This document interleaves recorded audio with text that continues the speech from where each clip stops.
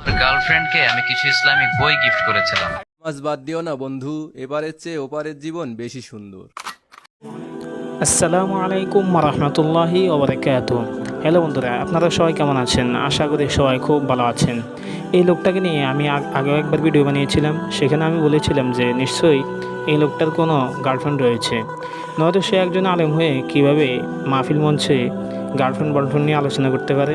সে আলেম কিনা আমি তা জানি না, তারপরেও তার গায়ে কী রয়েছে, পাঞ্জাবি এবং টুপি রয়েছে। মানুষ দেখলেই তাকে বলবে আলেম। আমি তাকে একটাই কথাই বলতে চাই যে তুমি কেন বারবার এসব কথা বলে পাঞ্জাবি এবং টুপির সম্মান নষ্ট করতেছ?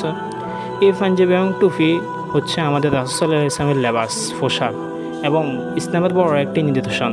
তুমি এই নিদর্শনটাকে কীভাবে তুমি নষ্ট করতে পারো? তুমি সব কিছু বুঝো, তারপর তুমি ভাইরাল হওয়ার জন্য কেন এই কাজগুলো করো? তোমার সামনে কোরআন হাদিস আছে, তুমি সেখান থেকে কিছু নসিহত করা, উপদেশ দাও, সেগুলো বলি তুমি ভাইরাল হও। তুমি কেন এসব ফেম ফ্রিতে আলোচনা করতে থাকো সবসময়? আমার একটাই উপদেশ রইল তোমার প্রতি, তুমি এসব কথা বাদ দিয়ে দাও। বাদ দিয়ে তুমি কোরআন হাদিস থেকে আলোচনা করো, মানুষ তা থেকে কিছু উপকৃত হতে পারবে। তোমার এসব আজব কথা শুনে মানুষ কোনো উপকার আসবে না মানুষের, বরঞ্চ গোমরাই আসবে।